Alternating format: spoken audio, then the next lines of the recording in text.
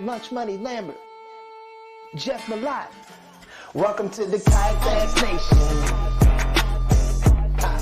Yeah. Welcome to the Kayak Nation. Kayak Nation. Hey. Welcome to the Kayak Nation. Welcome to the Kayak Nation. Welcome to the Kayak Nation, where we talk about fishing and competition. It's your boy Ox Pippin, aka Ox Fishing. Don't come over here tripping. Hey, hope you enjoy the show.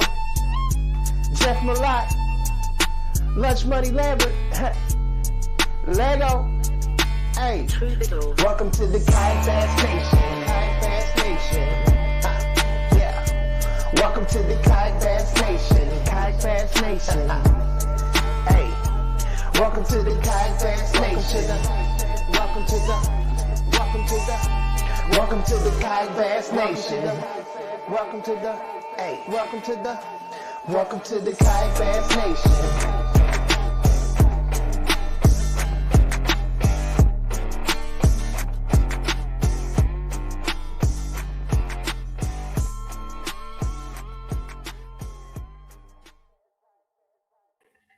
What is up, everybody? Welcome to KBN Live.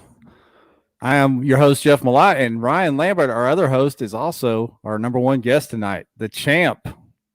Welcome, champ. Welcome back, champ. The second time as champ here in not too many months. Yeah, I don't know what I've gotten into, but whatever. It's working. Yeah. As KBN group page said, you're a beast.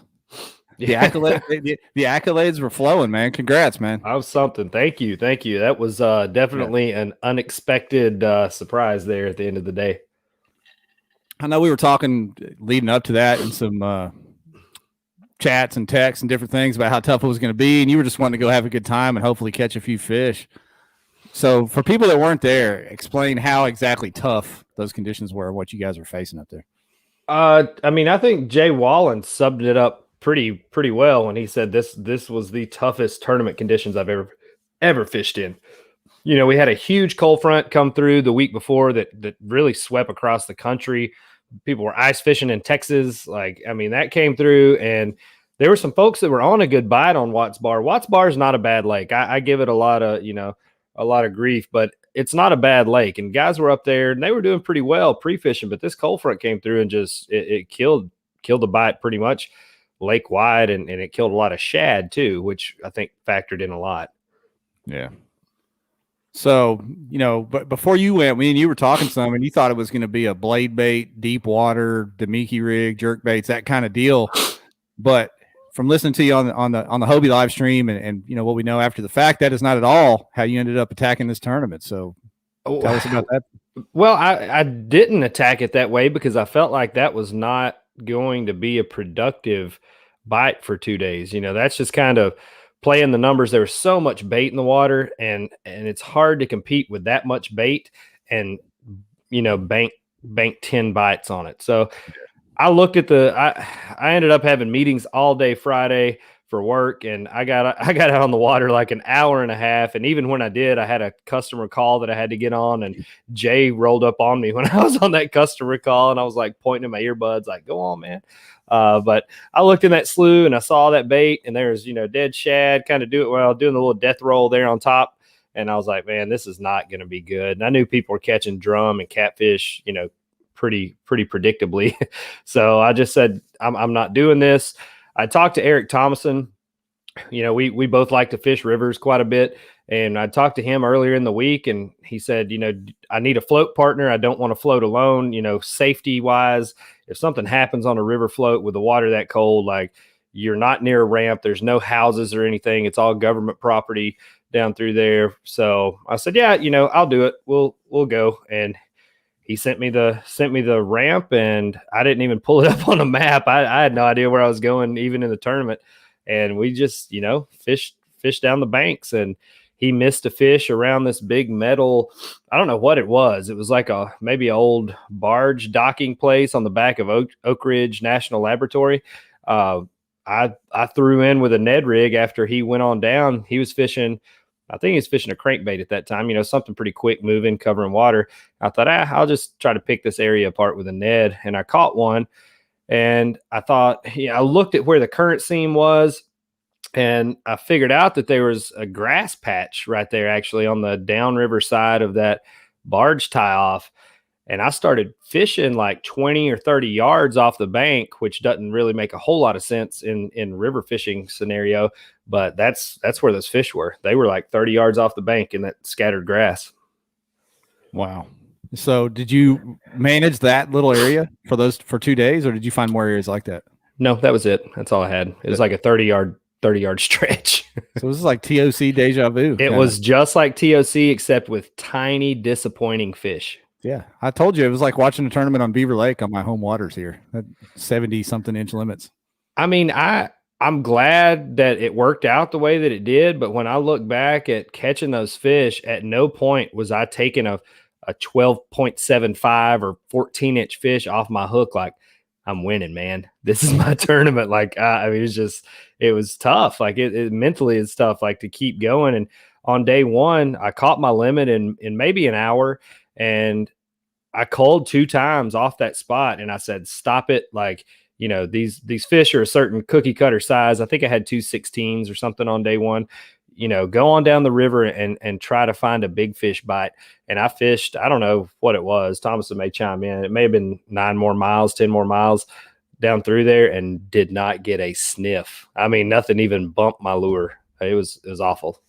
That's crazy. So day 2, you went back to that same area, but you didn't float, right? You just So Thomason, who wanted to have a safety net for his float, didn't want to go back there because that was pretty much the only area that held fish. And, him being super respectful, he didn't want to go in and cost me a bite that I might need, if I was actually going to make a run at this thing. So nobody else was there, but where I was at was like 2 miles downriver from the launch, and Matt Ball and Tim Isaacs and Christine were there. So I knew people in the area that I could get a hold of if tragedy did strike, which it almost did, early morning day 2. But I went at it alone down there. Well, what happened? We gotta go back to that. What happened, dude? So, it was like 20 degrees when we launched. So I always leave my rods in my kayak, which, as we know, I've had a bunch stolen. I still haven't learned from that. So I get out there, my rods are frozen, my rudder's frozen, my drive's frozen, everything's frozen. Well, you get into the boat and your boots sling water up in the kayak or whatever. Well, my back started getting kind of stiff, 30 minutes into the tournament. So I stood up to stretch. Well, I didn't even think about it being that cold.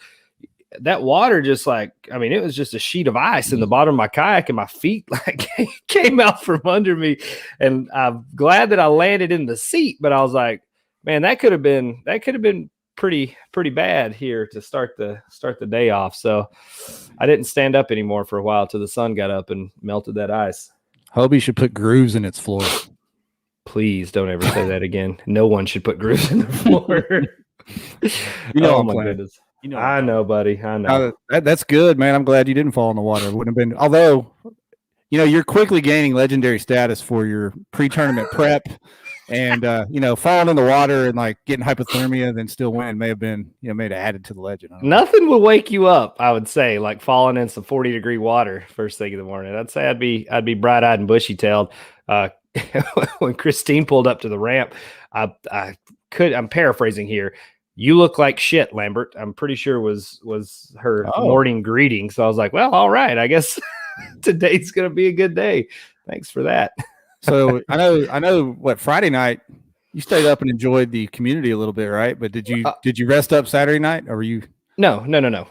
We had Saturday night. We had our Tennessee Valley Kayak Anglers and Tin Cat, the local Knoxville club. We ran a joint event, so we had a little shindig get together at this burger place in Lenoir City. So they had like $1.99 margaritas or something. We had a couple of those. We had a few cases of Yingling back at the house. Matt Ball, I was the first one at the ramp Sunday morning. And Matt Ball pulled in and he's like, Lambert, he's like, did you quit drinking? I was like, yeah, about 12:17 a.m. I'm ready to go, buddy. I'm going to throw this comment up here for you, Ryan, because it seems to be becoming truer and truer. If it wouldn't have stopped him from winning, you can't make the shit up that happens to him on tournament day. And these stories, man, I mean, if we didn't know better, we'd think some of them were made up. So explain maybe for the people watching, is it a positive mental attitude? Is it just you keep things simple and just go fishing? Or how do you keep pulling these deals off? I don't have a positive attitude at all, I don't think. I just honestly, man, I'm super like you everybody sees this life, but in my real life, I'm super analytical. I overthink everything. So I've kind of brought more of that into fishing. Like I think about scenarios. I think about really fish management. I'd say is probably, my strong suit. Like if I can find an area that's holding fish, I'm usually pretty good at predicting how many I can get out of there before it shuts off, and then trying to find things around it. And I thought I had something around it because on down the river, Thomason had caught, I think it was a 17 or 17 and a half. And another guy was floating behind and caught a 17 or something out of that. So in this scenario, I thought I had managed my fish. I thought I had cold fish down the river, but sitting on 4 fish, I made that run down the river and I couldn't find anything. So I think that's probably my secret is just trying to find an area that holds enough fish to put you in the mix. You still got to have some luck. That 19-inch bass to fill my limit Sunday, I mean, there's no question. Like that was just, shining down on me. That was blind luck. Well, and I want to get to that because I saw your post about, grinding until the very end, and that's so important. But there's something else you do that's kind of unique, and that is you bring everybody along every dang tournament in your Instagram story or with a Facebook post, or even sliding over to the KBN group and like getting in the mix with comments that are going on. So how do you, I mean, you stay involved there and in the tournament? I like it, man. I like the engagement. I like keeping people, interested in what's going on. Cause I mean, I have people, here locally in our community, like, oh, I love watching your tournaments. They don't even fish. They don't have anything to do with fishing. And they're like, I just love following, just the roller coaster of what goes on, every day in a tournament. I think that's the part that, people don't necessarily get to see yet until we can, get the sport moved up a little bit. But it's interesting. It is like, it's just watching kind of the highs and lows of a tournament day. The bite dies or the water comes up or a bass boat cuts in on, there's a million different things that happen throughout a day, and just trying to document some of that stuff. And not only for people that don't tournament fish, but new anglers coming in, like, here's what you can expect. Like this is not abnormal for stuff like this to happen every single tournament. It's pretty damn funny that every somebody will make a post, a screenshot of a leaderboard, whatever, and you don't expect to see the guy that's in the tournament slide in there with a comment. You know what I mean? At 12:30 on a Sunday on day 2. I got a lot of free time, bud. At that point, I don't think I'd had a bite in like 2 hours. So I've just scroll Facebook. I'm like, all right, well, I'll just check out and see what's happening over in KBN. And people are always tagging me and stuff. And I think it's funny to like, I'll catch a fish, submit it, check my phone, respond real quick. Like it's, just keep the fire going. That's awesome. Yeah. And now, well, the thing is, I think now people are going to expect it every event. So it's for the people, fine. As you said before. That's absolutely fine. Yeah. As you said, I'll deliver every single event, unless I'm absolutely not catching anything at all. Which, as people pointed out at Seminole, I will go home. Like if I've only caught 2 fish and there's 200 inches leading the tournament, I know that I'm not going to make a comeback. I'm going to head on to the house. Yeah, I think that was the funniest comment on Saturdays when you were in the top 5 there, leading for a minute on day 1. They said, "I guess this means he's fishing day 2." Yeah, I know. Yep, and honestly, going into this tournament, I knew for a fact that 10 bites was going to cash you a check. I really thought 6 fish would cash you a check, and I think it ended up taking 7. So I kind of missed on that prediction, but I really thought 6 fish would cash a check. Yeah, what'd they pay? Top 8, 9? Top 10. Top 10. Okay. Yeah. So yeah, I think let's see, 5, 7. Yeah. And you saw that payout scale. I mean, you were doing good all the way down. I think 10th was like $950 or something like that. Oh yeah. And I've got it on the other screen here, and it was 7 fish to catch. Yeah. I thought it was. And I only think, how many limits? 2 days. How many people limits? 2 days? 3 people? 3. Wow. And me and Kurt Smits, I love Kurt to death. Like Kurt, if you've never met Smitty, you need to. He's one of those people, just has, kind of a glowing personality almost. He's always got this grin on his face, just bullshitting with everybody. And he calls me hot breath because I like to get right on his heels in the tournament and just keep chasing after him. That started at Lake Norman last year. And I was in third behind him in second. And I messaged him. I was like, hey, bud, I'm going to Cole right now. just messing with him. And he's like, you better make sure it's not 11 inches or something like that. And then I went and caught that 19, and he messaged me back and said, I hate you. Hey, speak of the devil. Look here. There's that comment. He actually mentioned that right there. Yeah, and Dylan said he's never heard anyone so excited to have a 75-inch limit is when he got that phone call. But he called me to tell me something dumb off the wall, and I answered the phone. And I was like, dude, I just caught a 19. He's like, oh, that's not even why I was calling you. I was like, that's good. Yeah, the tournament turned out better than a lot of people thought it might with the cold weather, especially the Cali guys. They were thinking it was going to be like 35 people. Ended up busting 90 even with the cold weather. So you ended up with a nice payday, man. It was good.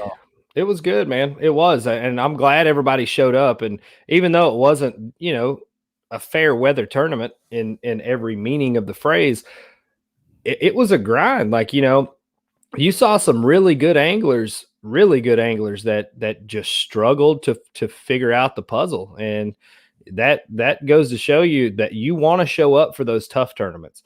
The tough tournaments is where guys like me can win it on 70 something inches of fish. Like, you don't have to knock it out of the park to be able to get some good AOY points out of this stuff. So if you see the weather, I mean, as long as it's not anything crazy, but if you see the weather coming, get your rain suit and get out there.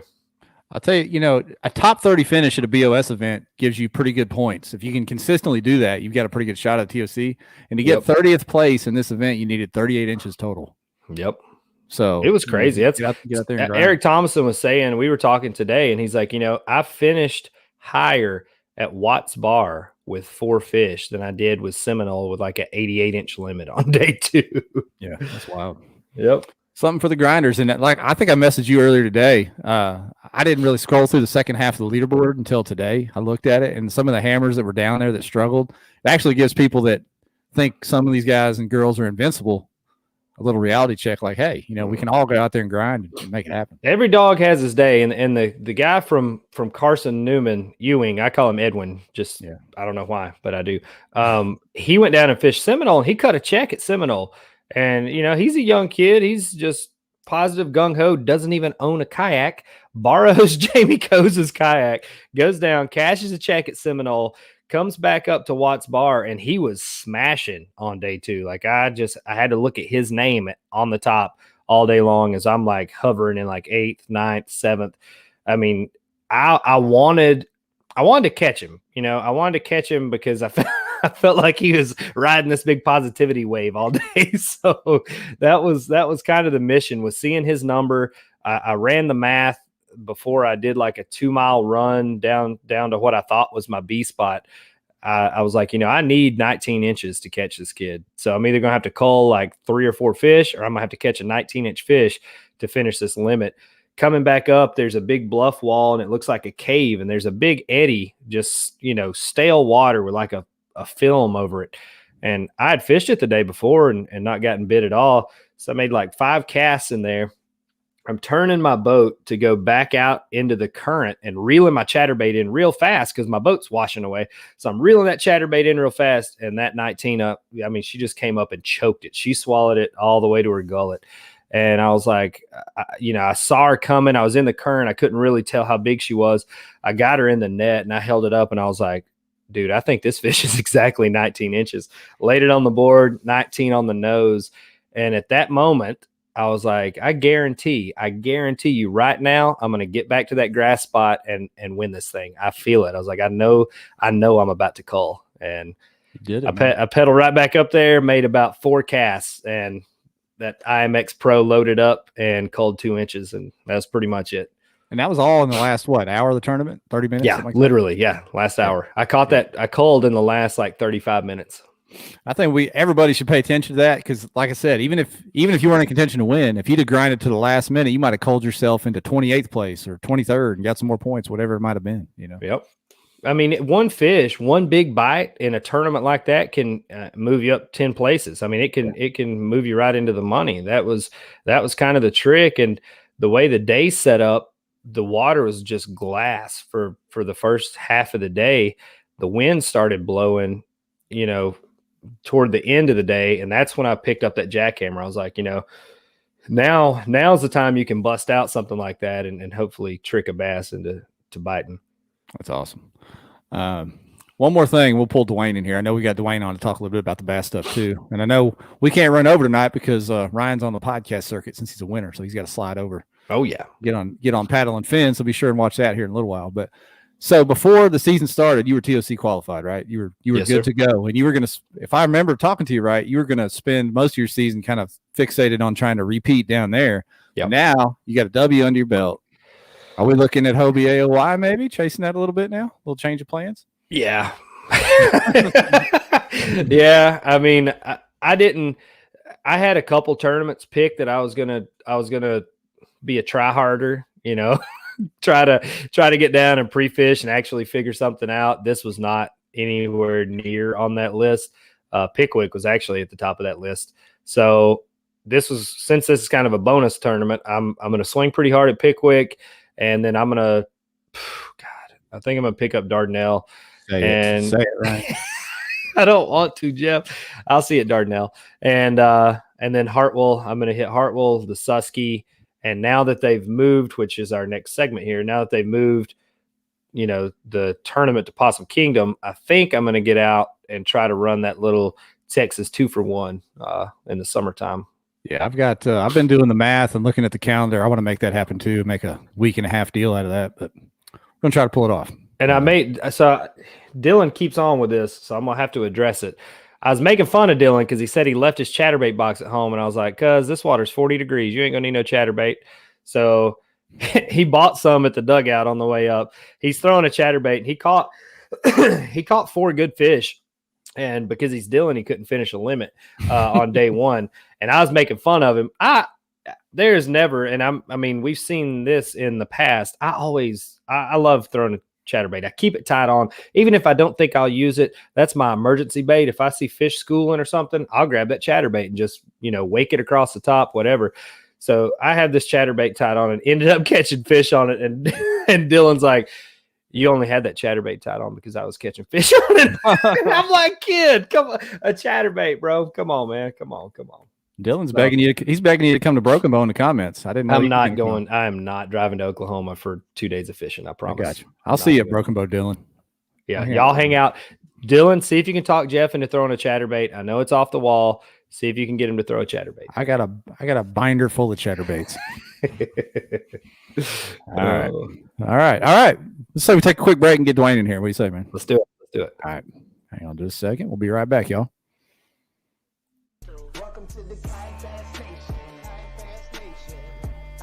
KBN Live is brought to you by Western Sun Vodka.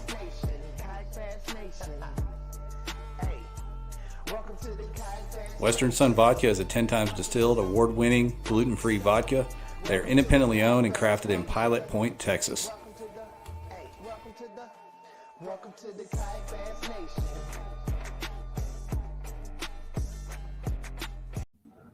All right. What is up? Hey, Dwayne. How you doing, man? Hey, guys. How are you doing tonight? All right. Thanks for sliding in here with us. Talk a little bit about Bass and Tourney X. Thank you for the invite. It's kind of been past 3 months, man. I've been kind of laid up dealing with this shoulder surgery and stomach surgery, and I'm getting sick of it, dude. Yeah, you're getting old, Dwayne. You're getting old. Don't ever do 2 surgeries back to back. Deal.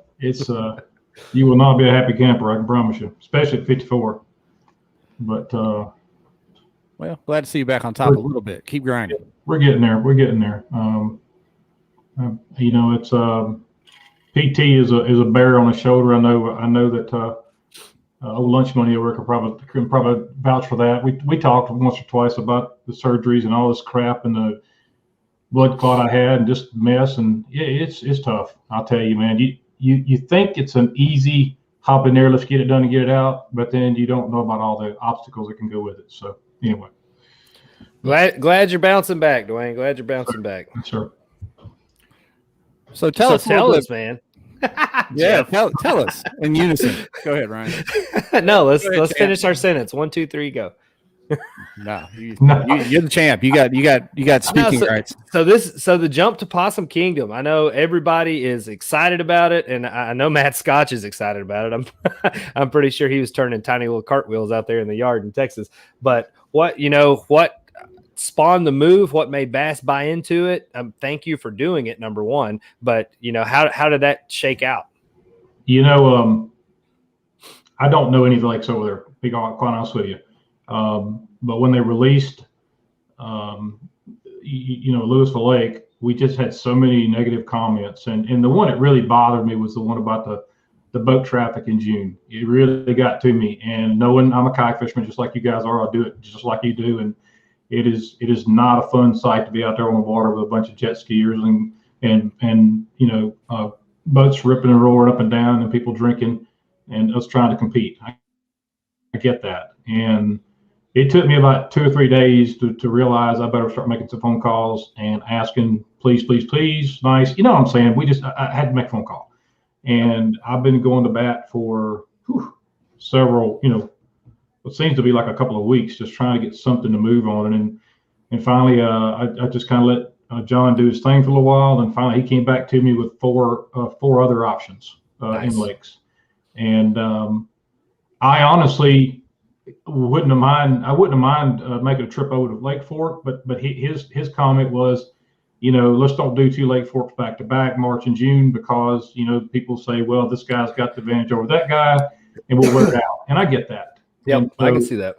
the other one was I don't know if it was Ray Roberts or not, but there was a couple of others, and they just not Ray Roberts. It was one of the others up there. It just didn't seem to fit. And so I actually made a phone call to Patrick Malone. And we spoke for a while, and I actually talked to Duke, and because I know Duke that had, yes, I did. Oh, and, Duke. Ryan knows him as Deuce. Oh, Deuce. Gotta love him. Deuce Tran. So anyway, I made a phone call up to him because I knew that he had I think he had run the Lone Star up there once or twice or 3 times, whatever, and he just had nothing but good things to say about the lake. So once all that was said and done, we had to come up with a dollar amount, of course, the fee to get into the tournament. And we kicked around, and I'm sure that's something where you want to lead into in a minute, but we had kicked around ideas of $350, $400, or $500 entry fees. That's where those numbers were heading, and we kind of took a little quick poll, and everybody said 400 is a great settle because you got 2 days worth of tournament fishing, and that's where that kind of landed. So. Yeah, I'm very happy with the lake choice. It looks like it's with the bluffs and you guys have fished those type of lakes before. I've never been to one of those, but looks like it's going to be a great choice. Yeah, I think especially summertime. I think that's gonna set up a lot better than sitting in a washing machine out there with wakeboard boats doing circles while you're trying to hold your drop shot still. Yeah, right. And I think a lot of the guys were not. I've never been on Lewisville, but talking to some of these folks. They thought maybe they could get away from some of those boats, but when they did that, it would put everybody in the same few little creeks. And then you'd have a whole other problem where you have, 75 kayaks in the same 3 creeks. Yeah. Yeah. Well, this thing looks kind of wicked looking with all the twists and turns and the rock cliff bluffs and all that. It's a really interesting looking lake. To be quite honest, I'd never heard of it. It looks like one of the lakes up here. It's got a lot of folks from our area pretty excited because it looks like some of the lakes up here. I know Matt Scotch has heard about it. I think Scotch he's won a few tournaments out there. I think that's kind of his backyard deal there. So I want to get out there and see it. I wasn't too excited about it being Lewisville. Honestly, I was probably not even going to make the trip. But now that it's PK, I'm going to switch it up and try to get out there and fish the Hobie tournament and the Bass tournament, in succession now. Make a little vacation out of it.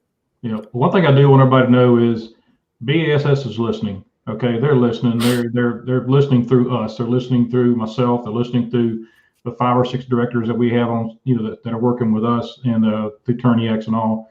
So they're listening. They're trying to make it safer, better. Just trying to make it a good series. So I want everybody to know that. And everybody, like, we want to see BASS be successful. Because when you talk about a platform, and Hobie has a huge platform, but Hobie has a huge platform that is kayak anglers. BASS has a huge platform that's everybody that's ever tried to catch a bass in their life. And some people that even haven't. Some people just subscribe to the magazine. They like having the old blue hat and a sticker and whatnot. But I mean, the potential for the BASS kayak part is huge. And, I talk to Steve-O all the time about this. I get to hear kind of his frustrations of how kayak anglers have a much more narrow vision than bass does as far as growing something and all the different moving parts. And from an outsider's perspective, kayak anglers see, all right, here's bass. We know they're huge. We know they have a huge platform. They have a huge, marketing reach. They have these big money sponsors that are backing the series. So I think that's what people focus on, and they're like, well, we should be getting paid billions and we should be on TV every day. Like it's a domino effect. Like you have to start with that first domino to knock over the rest. So I hope that it continues to grow and that we do see the point where bass draws in these non-endemic sponsors that are willing to say, hey, Joe Blow, I want you to wrap your boat in a Wheaties box. Here's 80 grand. Go chase your little trail. Like that's the point that I want it to get to. And I definitely think bass is going to be the stepping stone to link those two together. I hear that they say, well, bass doesn't care about the kayak industry.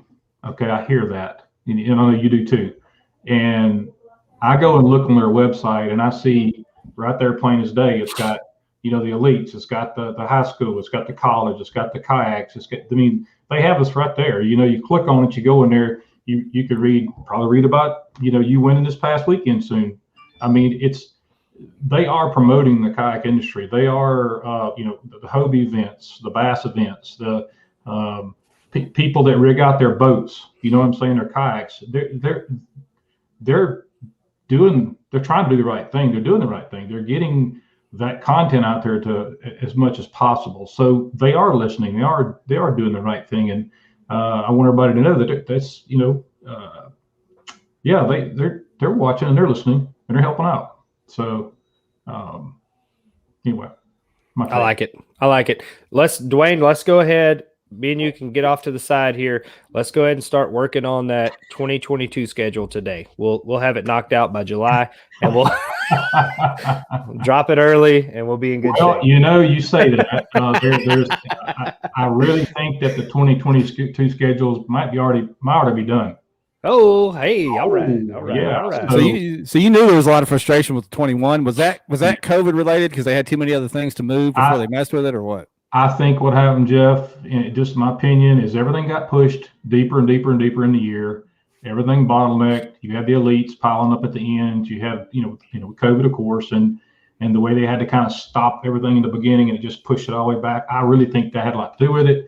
And then honestly, we Attorney X and the directors tried to help out as far as picking the lakes. Okay, we tried to help, and I realized, to be honest with you, that we could help we could try to help all we wanted to help. Okay, but it's ultimately it's their decision because they're working in conjunction with the other, the college and the high schools and all that. So they have to lay those out how they see fit to lay them out. So finally, I backed away. John took the ball, ran with it. He got us a schedule as fast as he could, being that everything was in time constraints and all that. And also he was working on some stuff for next year as well. So that being said, we hope next year is going to come out way sooner than it did this year. Excellent. So excellent news. Yes. Good news. Oh, another bit of good news, just so y'all know, I want to let y'all know that 24-hour hold that the anglers have to go through when they sign up to be a member on Bass, they fixed that little glitch over at Bass. So now, as soon as you pay your $15 membership, you should be able to turn right around and purchase your, whatever tournament you want to fish. I don't know that I mean, I'm just saying that's what I heard, but I wouldn't wait to the last minute either. You know what I'm saying? Unless you just have to. So yeah, I'm gonna try to hit Eufaula and Pickwick, and the Classic myself. Those are the ones I've got kind of on my tentative calendar, which never seems to work out the way I want it to. But those are there anyway. Good deal. Good deal. Yeah. Go ahead. Sorry. No, I was just, a lot of things that the anglers, you see them comment or send text messages about. I think the thing they're leery about is they don't know, like we were talking about earlier, is Bass really taking the kayak serious? They just don't want to be taken advantage of for a membership fee. It doesn't sound like they're trying to do that, but I think that's what some of the folks out in the community get leery of and start asking questions about, like, hey, are we really going to get value back from them? Are they taking the kayak world seriously? But from what you're saying, Dwayne, it sounds like they are. Well, I mean, if you could compare it to some of the other big series that are out there that thought that the kayak industry was heading in, and the FLW and that sort of thing, it didn't really pan out. That we saw it. But if you were to compare apples to apples, which is one to the other, BSS is just taken off. They're telling us they're trying to. I don't know if y'all do this or not, but they've been scheduling our tournaments on opposite days of the elites, opposite days of any other tournament, so that the website can take full advantage. Or the kayaks series can be on the website by itself. They don't want to share anything. That's the cool thing. If you've ever, I know you guys are fishing them. I get that, and you don't see that part of it. But they're actually staggering it so that everybody gets a chance on the front page of Bass's website, and that's cool. I think that's one thing I didn't like about the FLW event was they put us on Nickajack, and I live on Nickajack and I hate Nickajack. I know there were some decent fish that were caught limit wise, but you've got a lake you're right in between Chickamauga and Guntersville. They had the FLW, the big boat event on Chick, and just kind of stuck us over on Nickajack.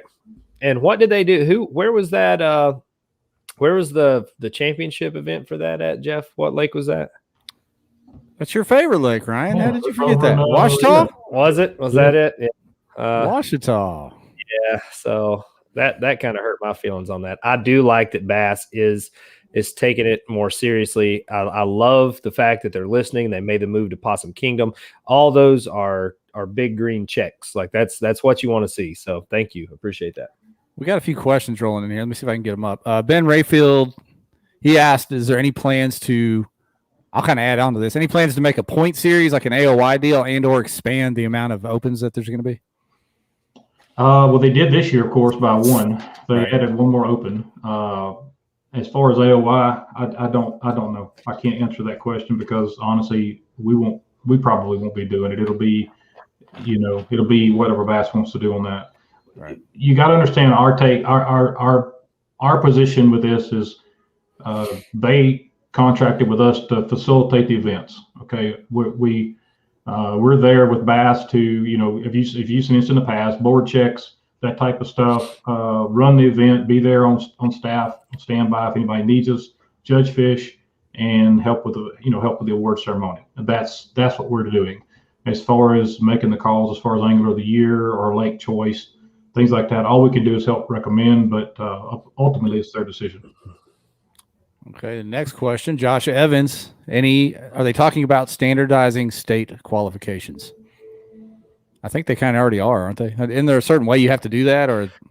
Well, different states have different layouts. And Dwayne, correct me if I'm completely off base. Like Tennessee, Steve-O ran 3 Bass Nation events, and that's your way to qualify this year. But last year we qualified. We made our state championship like a sanctioned Bass event where everybody got a membership, and if you qualified in the top 10% of that, I think you qualified for the championship. Right. I don't know that there's one blanket standard way, because in each state they kind of give the clubs their own freedom to make their schedules. You could do a 10 event schedule if you wanted to, from my understanding. Yeah. So I don't think there's one deal. Right. You could do a 10 event schedule and have a point system out of those 10 events and take your top whatever and go to the championship. The end all be all is, from what I'm understanding, is there has to be a championship tournament.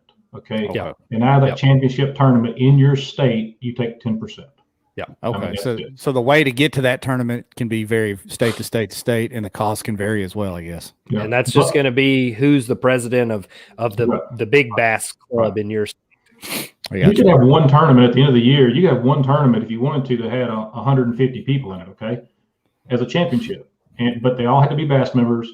They all have to fish. You know that all those standardization things. But you take 10%. You know, So, but the other thing, just so you know, is you can jump states too. Like if you want to fish Tennessee, Kentucky, Alabama, or something like that, you can go from state to state. But you just have to make sure that you coordinate with that state you're going into, and you pay that state's dues. Yeah. Yeah. You think I would know some of? You think I would know some of this because I started ours and had a state open to get people in this year, but we just did one event. I didn't look into all the rules for the rest of it. And some states require additional dues. You know, for the kayak guys, some said, y'all are separate. We're going to keep it separate. You do your own thing. Dr. Yuskovich, he's the bass president here in Tennessee. He actually came out, and I don't know why he picked this tournament to do it in, but he came out and fished Watts Bar with us, and he came and had dinner with us Saturday night. Got to meet him. Great guy, very, very supportive of the kayak scene coming on here in Tennessee. And, with Steve-O running it, it's going to grow. It's going to be great. But him taking the time to not only give us a thumbs up for the kayak fishing, but to buy a kayak and come fish a tournament with us. That's huge. That's awesome. I mean, that makes me respect that man, infinitely. Yeah. Steve's talked very, very highly of that fellow. I've never met him, but he really has spoke highly of him. One more question here. Todd Patrick wondering if these are going to go to 2-day events. It was cool to see the championship go to a 2-day event. I like that. Any thought in making the Opens 2-day events in the future that you know of? I'm not sure. We're gonna run again this year. Probably get through half the year and discuss that. We'll definitely we'll let you know. I mean, we're totally transparent. If something comes up and we make this change for next year, I'll let you know. Because I encourage it. I like and we've always fished 1-day events, forever. Those 2-day events, it really brings a chess aspect into it. Like, you have to put a lot more thought into it. You have to have A spot, B spot, C spot sometimes. But I love that format. I think that really separates the people that are on them from the guy that stumbled up on, one spot that had 5 fish in it. Well, it's definitely. I mean, I'd even at one time talked about if the championship were to be so big, we could do a 3-day and have a 2-day to cut to the last day and take like a top 50 or something like that. Which would be cool. That'd be cool. Yeah, for sure. Yeah. Then you would Ben have Rayfield. But do you see this question? Ben Rayfield wants to make it a 14-inch minimum. He's tired of looking at those 12-inch fish or something. Well, this one is a 14-inch minimum. Ha! There you go. Boom. Let me make sure. Let me scroll down. Hold on. Yeah, championship is for sure. Yeah. What about? Yeah. I don't know if you can do that. He's talking about the Opens. He's talking about the Opens. Okay. I have to go dig it out and find. I don't have that open. I opened up the championship here for just kind of highlighting some things. All these tournaments aren't in Texas and Tennessee, Ben. Chill. You may need those 12-inch fish. You may need a 12. Speaking of kiddo, Michael Bray, California guy that was posted in KBN, he's trying to – they're pushing so hard for me to go to freaking California on May 23rd. I don't know if you guys – y'all have Google. Y'all have all kinds of internets out there. Do you know where Tennessee is in relation to California? That's a long way. And Tim Arthur graciously offered to pay my entry fee. The $600 plane ticket's still a little confusing in the boats and rods part, but the entry fee's covered. So if anybody's got a bullet train heading to California, give me a shout. Yeah, those guys were talking a lot of smack leading up to the weekend. we'll call it friendly smack between the Cali turnouts and the BOS Watts Bar turnout. That didn't end too well. Well, Tim reached out and kind of gave me a heads up. He's like, hey, I'm trying to hype up this California bass event. I'm going to talk some trash. I'm fine with that because I like talking trash anyway. James Snyder, who's some sort of Darth Vader czar or something in California, then went and made their identifier code for his tournament, like 120 over 94 or 93, whatever we had at the Hobie event. Like, good. I mean, congratulations, man. That's awesome. So I posted the payouts for the Hobie event, which are phenomenal. I don't know. I don't know if it was a whole shootout out there, but apparently the same guy, Snyder, ended up banning a bunch of people from the local club page, trying to silence them because they support BASS, forming their own state thing. And that's what I don't get personally, because, like we've talked about, we have such a good relationship here with our local club, Steve-O, who runs Tennessee Valley Kayak Anglers, all the other clubs in the state. We support Bass Nation. We support them growing because that's kind of that mid-tier that I feel like there's a gap in right now. So we have the high level stuff. We have Hobie and Bass running these big money tournaments. Then we have the grassroots stuff for $30. You go fish on a Saturday. But that $100 range kind of mid-level tournament, there's not a good organization that's doing that right now. So I feel like Bass Nation, there's a big opportunity there. And I encourage local clubs to really support this stuff. Don't look at it as competition. Look at it as another growth avenue. So, don't try to shut people up. Let them talk and do their own thing. Can you believe cancel culture has made its way into kayak fishing? It would start in California. Cancel culture is what started KBN. Oh, that's true. I mean, the same thing. We stood there, tried to get a muzzle put on us, and that's not how you manage things. You listen to people, you listen to their point of view, and you either agree or disagree. Like that's how life is supposed to work. Just act right. To those band anglers out there, you'll end up better off for it. Trust me. You're destined for greatness. Don't worry, kid. You're destined for greatness. Keep your nose to the grindstone. And whoever the one's doing the banning, that's garbage. Don't be that person. Don't do that. Don't be that person. That's horrible. Come on, man. That's weak and terrible. And I'll tell you what, I don't know where all the influx of overseas people have come in and hit our website. I don't know if you're getting them or not, Jeff, but oh my goodness. You're getting those spam accounts. Oh my God. I'm usually the one that lets them in, Dwayne.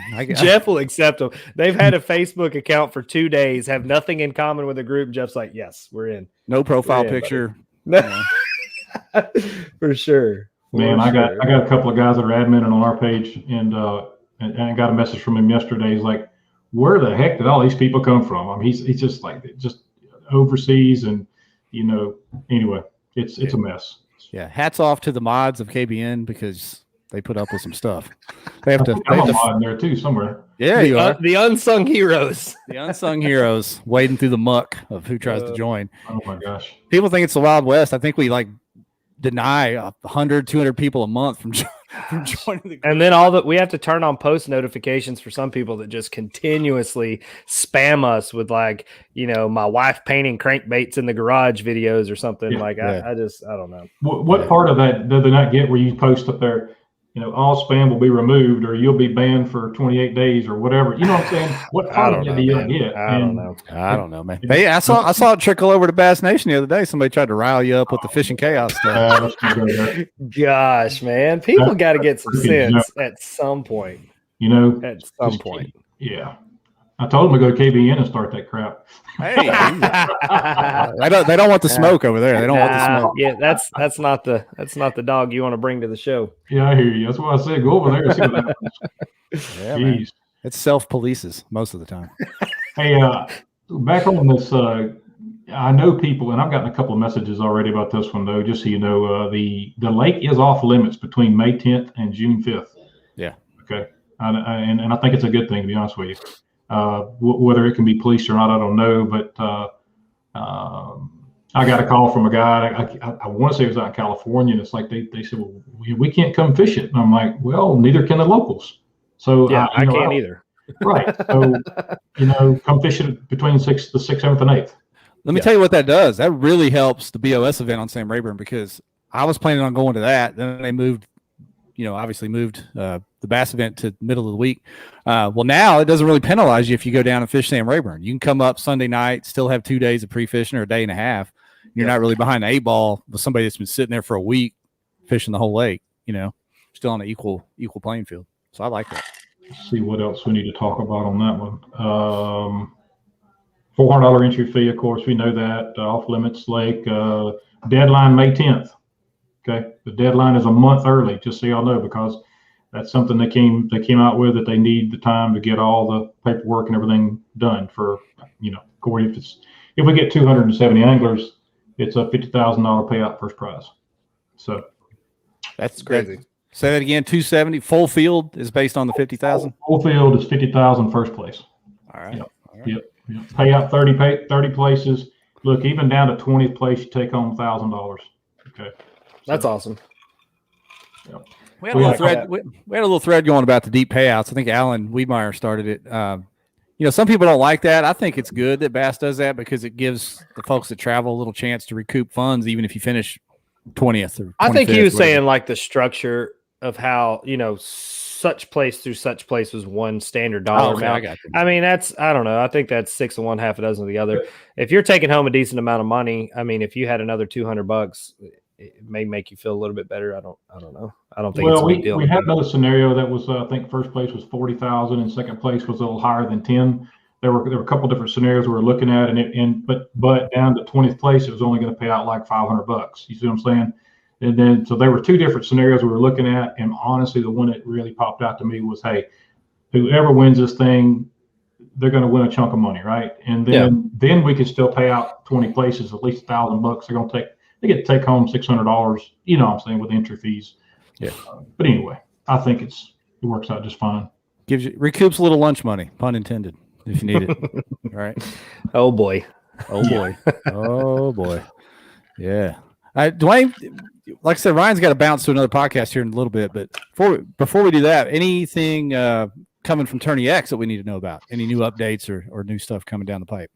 For the past 3 or 4 months, we've been, I have full-time programmers now, if y'all know that or not, but we're working day and night. Well, not day and night, but every every day, we've got them going, and we're trying to make this thing, a little better, a little faster. We can actually sustain more people on the website, to be honest with you. We've got some changes that we're going to work on in the app. We're not going to change the app as far as the way the path runs. We are going to change one part of it where we can hopefully eliminate a couple of keystrokes. If as well as I do, I fish as you guys do too, and I use my own app when I'm fishing these tournaments. And I'm always trying to think of how I can shortcut it a little bit more, because if you're tossing around the water, 1-2 foot waves and it's winds blowing 30 or whatever, it's hard to deal with a phone, okay, and try to submit fish. I get it. So if we can make it easier for the anglers, that's what we're going to try to do. And so yeah, some of the things we're working on. Nothing that's going to be just mind blowing. Just muddling through. I like it. I mean, it worked great. Obviously, I've used it for 2 days. It's super fast. We had good cell signal where I was at. Everything, I was getting notifications immediately because there wasn't a lot of fish submitted. AJ had them judged in like 2 seconds. So I was getting notifications, almost instantaneously. So I had a great experience with it over the weekend. So, I didn't even think about that for AJ. That had to be kind of a nice reprieve. He was so relaxed when until the video took 2 hours to upload. Sunday afternoon, my family was calling. They're like, "What's going on? Who won? Did you win?" I was like, "I'm not really supposed to say anything, so we're gonna keep it a secret for a little bit." We've had this conversation where we've talked about having good days and bad days at these tournaments. And he says, I told him, I said, a good day at these tournaments for us on our side, but just so y'all know, is the day that it's crappy weather and the fish aren't biting. Yeah, you know what true. I'm saying. You know what I'm saying. But in all honesty, you guys, I just don't understand how you guys can find the fish. I really don't. Kudos to y'all. everybody says there won't be many fish caught. There won't be any fish caught. There won't be any limits caught. But someone is going to find the fish, and we could put our guys against anybody in any boat, and I swear we'd stomp them. You know what I'm saying? It's just because we fish less water, we fish it harder, we pick it apart, and just that's what we do in a kayak. It's just crazy. I think you'll start seeing more of that crossover both ways. You know, Corey Dreyer just fished the tournament down here on Guntersville. I think you'll see some kayak guys, you know, cross over to the bass boat world. I think you'll see vice versa. Some of the pros coming and fishing some of these kayak events. So I look forward to that. I think that's what's really going to open people's eyes. Like, oh wow, like all right, you know, they're legit. Did I see would Corey do better if he was in the front of the boat or the back of the boat? You see what I mean? That's the if Jody Queen was at the front of the boat, Corey would do better. Yeah. I think I saw Christine's fishing the Central Opens this year, isn't she? I think so. I think she said something like that. Yeah. So we got quite a few jumping over. Dwayne, I got a nice comment for you from YouTube. Let me throw it up real quick. Uh-oh. Yeah, this guy said when he was brand new to kayak fishing, he had questions about a tournament. The only person that returned his call was Dwayne Walley. The guy's the real deal. Hey. I appreciate that. I wonder who RC is. Yeah, whoever RC is. That's probably Clifton. I don't know. That's one of his other burner accounts. It's one of his identities. Well, I want to say something before I jump off here. So, you know, we talk a lot about, you know, kind of ethics and respect on the water and things like that.